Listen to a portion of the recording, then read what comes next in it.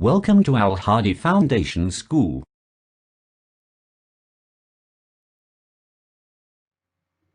Bismillahirrahmanirrahim. Assalamu alaikum dear students. Students, today we are going to start our maths lecture from chapter number 7. Financial Arithmetic. Exercise 7D. Book page number 105. And the question number is 10. Question number 10 देखें क्या है. What principal will earn an interest of rupees 130 at the rate of 3 into 1 by 4% in 5 years. के rupees 130 interest पे rate of interest आपके पास 3 into 1 by 4% है और time 5 years है, तो कितना प्रिंसिपल होगा. ठीक है, प्रिंसिपल क्या होगा अगर हमारे पास इंटरेस्ट जो है वो 130 रुपीज़ है. तो देखें सोल्यूशन. सबसे पहले interest capital I is equal to rupees 130. Time in years 5 years है टाइम. रेट ऑफ इंटरेस्ट जो है वो है 3 into 1 by 4%. तो इस मिक्स्ड फ्रैक्शन फॉर्म को जब हम कॉमन फ्रैक्शन फॉर्म में चेंज करेंगे तो आंसर आएगा 13/4%. ठीक है, अब हमने फाइंड करना है प्रिंसिपल. ठीक है, प्रिंसिपल फाइंड करना है. टू फाइंड प्रिंसिपल फाइंड करने के लिए हमें इंटरेस्ट का जो फार्मूला है, जिस फार्मूले के थ्रू हम इंटरेस्ट फाइंड करते हैं, उसी फार्मूले को हमने इंटरचेंज करना होगा. ठीक है, तो इंटरेस्ट फाइंड करने का फार्मूला क्या होता है? Principal multiply rate of interest multiply time in years divided by 100. अब हम इसमें से प्रिंसिपल को अलग करेंगे. तो ये 100 देखे इधर इनके नीचे डिवाइड हो रहा है, तो जब इसकी साइड चेंज करेंगे दूसरी साइड पे जाकर ये इंटरेस्ट के साथ मल्टीप्लाई होगा. 100 multiply interest divided by principal multiply rate of interest multiply time. अब यहाँ से जब हम प्रिंसिपल को अलग करेंगे, ठीक है, तो ये क्या होगा? 100 मल्टीप्लाई इंटरेस्ट डिवाइड होगा rate of interest multiply time in years से. तो देखिए ये हमारे पास अब प्रिंसिपल फाइंड करने का फार्मूला आ गया. तो देखिए हमारे 100, इसके बाद सिंपल इंटरेस्ट किसके इक्वल है? 130. रेट ऑफ इंटरेस्ट क्या है? 13/4 और टाइम कितना है? 5 years. तो यहाँ से ये जो 4 है, ठीक है, हम इस 4 को जब सॉल्व करेंगे, इसको ऊपर लेके आएंगे, तो ये 4 100 के साथ मल्टीप्लाई हो जाएगा. 4 multiply 100 multiply 130 divided by 13 multiply 5. तो 100 को जब हम 4 से मल्टीप्लाई करेंगे तो आंसर आएगा 400. और 400 को जब 130 से मल्टीप्लाई करेंगे तो आंसर हमारे पास होगा 52,000. 52,000 डिवाइडेड बाय 13 5 65. 52,000 divided by 65. और जब हम 52,000 को 65 से डिवाइड करेंगे तो आंसर हमारे पास क्या आएगा? 800 रुपीज़. तो प्रिंसिपल क्या होगा? 800 रुपीज़. हमने प्रिंसिपल ही फाइंड करना था क्वेश्चन नंबर 10 में. नेक्स्ट है अब question number 11 of exercise 7D. How much zakat does mister Ahmad have to pay on his yearly savings of ₹400,000.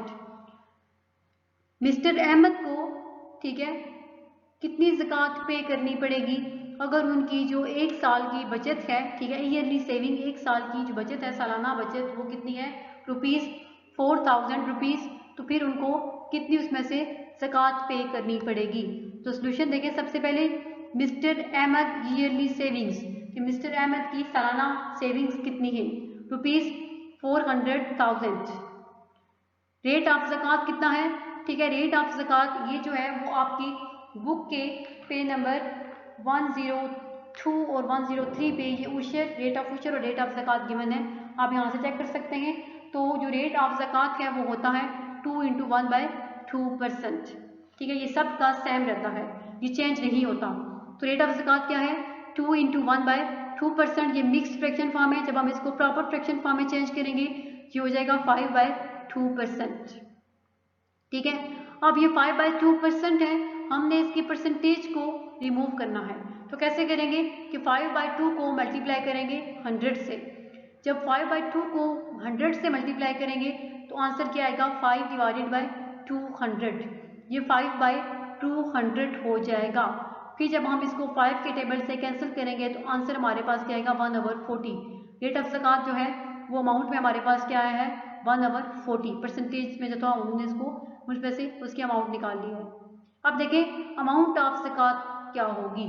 ठीक है, अगर ईयरली सेविंग जो है वो 400,000 हो तो फिर उनकी ज़कात की अमाउंट क्या होगी। तो इसके लिए हम जो उनकी ईयरली सेविंग है उसको मल्टीप्लाई करेंगे रेट ऑफ ज़कात से। तो ईयरली सेविंग क्या है 400,000 मल्टीप्लाई होगा 1/40 रेट ऑफ ज़कात से। तो देखिए 40 और 40 कैंसिल हो जाएंगे, 1 आ जाएगा, तो आपके पास क्या बचेगा 10,000। 10,000 को जब 1 से मल्टीप्लाई करेंगे तो आंसर क्या आएगा 10,000 ही आएगा। तो उनकी अमाउंट ऑफ ज़कात कितनी बनती है 10,000 रुपीज़। अगर उनकी ईयरली सेविंग जो है वो 400,000 रुपीज़ है तो उनको फिर 10,000 रुपीज़ जो है वो उनको ज़कात पे करना होगी।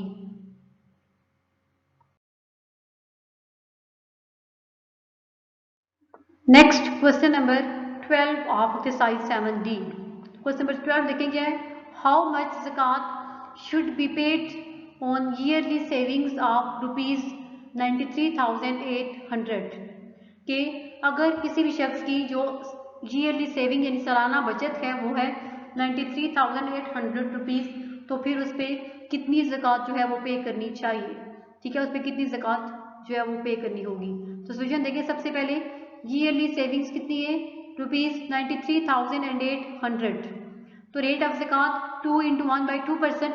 मैंने आपको पहले भी बताया था कि रेट ऑफ ज़कात जो है वो चेंज नहीं रहता, सेम रहता है हर केस में। जब हम इसको कॉमन फ्रैक्शन में चेंज करेंगे तो ये क्या होगा 5/2% हो जाएगा। अब हमने यहाँ इसकी परसेंटेज जो है वो रिमूव करनी है, इसको अमाउंट में लेके आएंगे। तो इसके लिए हमें 5/2 को मल्टीप्लाई करना होगा 100 से। हम 5/2 को 100 से मल्टीप्लाई करेंगे तो क्या हो जाएगा मल्टीप्लाई नहीं करना, 5/2 को डिवाइड करना होगा 100 से। ठीक है, जब 5/2 को जब हम 100 से डिवाइड करेंगे तो आंसर हमारे पास आएगा 5/200। फिर जब हम इसको 5 के टेबल से सिंप्लीफाई करेंगे तो आपके पास रेट ऑफ ज़कात जो है वो 1/40 आएगा। तो अब देखिए अमाउंट ऑफ ज़कात कितनी होगी। अमाउंट ऑफ ज़कात के लिए ईयरली सेविंग्स को मल्टीप्लाई करना होगा हमें रेट ऑफ इंटरेस्ट से। तो ईयरली सेविंग्स कितनी है 93,800 रुपीज़। इसको हमने रेट ऑफ ज़कात 1/40 से जब मल्टीप्लाई किया तो आंसर हमारे पास आएगा 2,345 रुपीज़। तो अगर ईयरली सेविंग जो है वो 93,800 रुपीज़ हो तो उस पर ज़कात जो है वो कितनी होती है 2,345 rupees. Next question number 13 of exercise 7D। Question number 13 देखें, मिस्टर आतिफ पेड ₹1,125 एट ज़कात।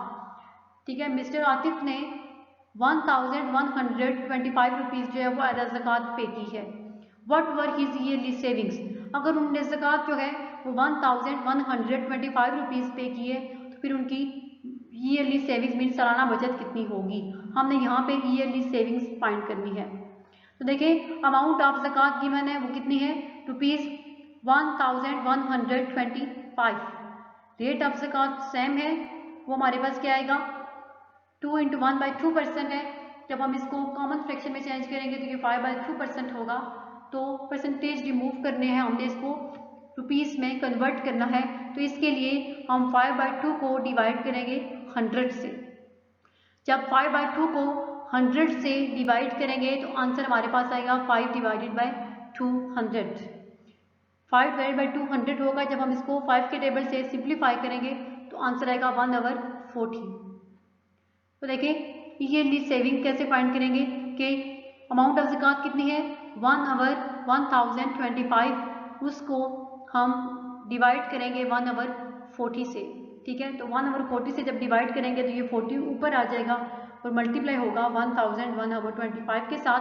तो आंसर हमारे पास क्या आएगा 45,000। मीन्स अगर उन्होंने जो है 1,125 रुपीज़ ज़कात पे की है तो फिर मिस्टर आतिफ की जो ईयरली सेविंग है वो कितनी होगी 45,000 रुपीज़ होगी। तो ये हमने ईयरली सेविंग्स फाइंड कर ली। ये हमने एक्सरसाइज 7D के जो है वो क्वेश्चन नंबर 10 to 13 सॉल्व कर लिए। आज वाले लेक्चर में हमारी एक्सरसाइज 7 की जो है वो कंप्लीट हो गई है।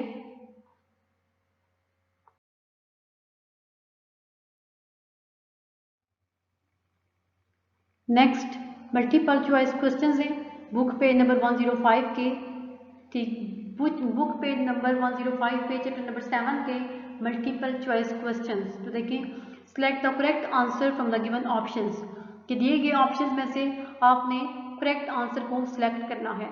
नंबर 1 देखिए, what type of what type of tax is zakat, कि ज़कात जो है वो किस टाइप की का टैक्स होता है। ठीक है, ज़कात जो है वो किस किस्म का टैक्स है। Option A wealth, option B income, option C agricultural and option D property. ठीक है, तो ज़कात जो है वो वेल्थ पे टैक्स होता है, तो ऑप्शन ए जो है वो इसका करेक्ट ऑप्शन होगा। नेक्स्ट नंबर 2 है, what is the interest on ₹20,000 if the interest rate is 15%, कि 20,000 रुपीज़ पे इंटरेस्ट क्या होगा अगर इंटरेस्ट रेट जो है वो 15% हो, तो 20,000 रुपीज़ पे इंटरेस्ट क्या होगा। Option A ₹5,000, option B ₹3,000, option C ₹2,000 and option D ₹1,500। तो ऑप्शन बी जो है वो इसका करेक्ट ऑप्शन है। ₹3,000 जो है वो इंटरेस्ट होगा 20,000 रुपीज़ पे अगर इंटरेस्ट रेट जो है वो 15% हो तो। Next option number 3, what is the marked price of an item that has a selling price of ₹800 after discount of 12%, कि एक आइटम की मार्क्ड प्राइस क्या होगी अगर उसकी सेलिंग प्राइस जो है वो 12% डिस्काउंट के बाद 800 रुपीज़ है, तो उस आइटम की मार्क्ड प्राइस क्या होगी। Option A ₹907, option B ₹908, option C ₹909 and option D ₹910। Then option C is the correct option. ठीक है, ₹909 is the marked price of the item.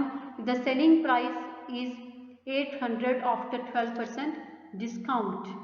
Next number 4 देखें, if Jamil borrows ₹500 and 5% interest to be paid in 2 years, कि अगर जमील ने 500 rupees जो है वो उधार लिया हो, रेट ऑफ इंटरेस्ट 5% है और time 2 years, how much will he have to pay, तो फिर उसको कितना पे करना पड़ेगा। Option A ₹500, option B ₹550, option C ₹600 and option D ₹650। तो फिर उसे कितना पे करना पड़ेगा। Option B is the correct option, ₹550 जो है वो उसको साथ पे करने पड़ेंगे। नेक्स्ट है number 5, which of these taxes is applied only on Muslims, इनमें से कौन से टैक्सेस जस्ट जो है मुसलमानों पे अप्लाई होते हैं। Option A ushr, option B income tax, option C property tax, option D general sales tax. तो option A is correct option, just ushr is paid on Muslims.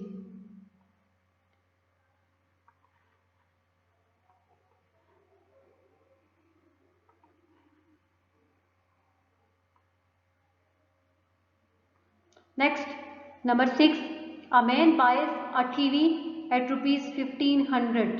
ठीक है, कि एक शख्स ने टीवी खरीदा 1,500 रुपीज़ में and sells it at a profit of 10%, और उसको फिर 10% प्रॉफिट पे सेल कर दिया। हिज सेलिंग प्राइस, तो इसकी सेलिंग प्राइस क्या होगी। अगर कॉस्ट प्राइस टीवी की जो है वो 15,000 रुपीज़ है और 10% प्रॉफिट है, तो फिर सेलिंग प्राइस क्या होगी।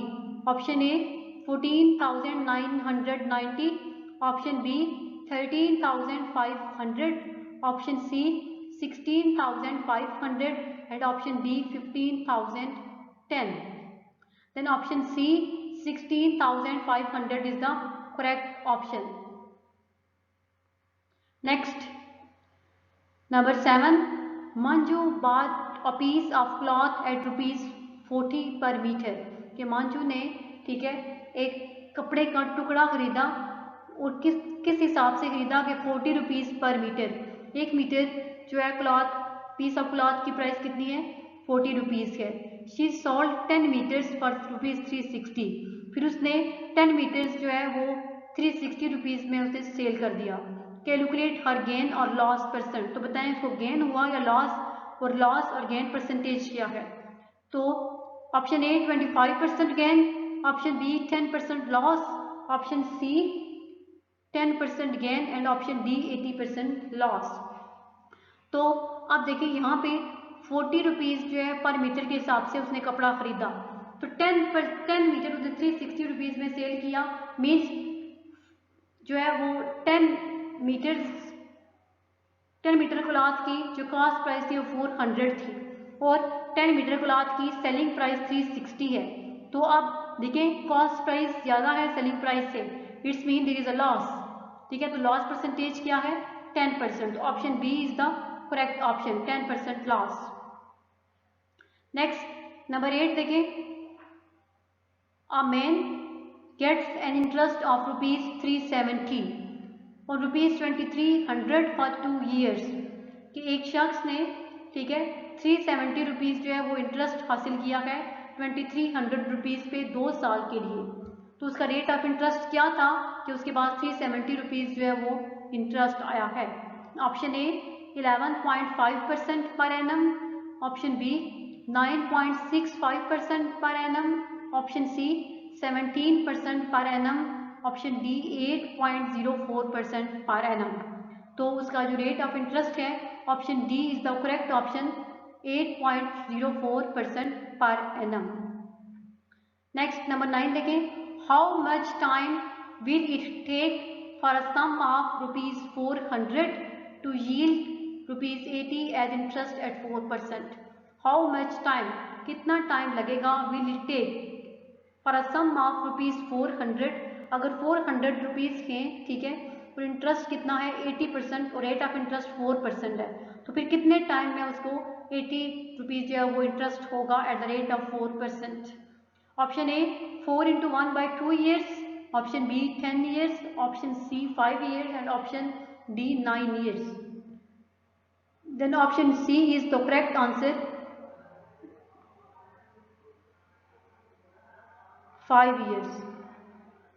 तो ये आज जो है वो हमारा चैप्टर नंबर 7 फ्रैक्शनल मैथमेटिक्स जो है वो कंप्लीट हो गया है। नेक्स्ट लेक्चर में इंशाल्लाह हम चैप्टर नंबर 8 स्टार्ट करेंगे। अल्लाह हाफिज़।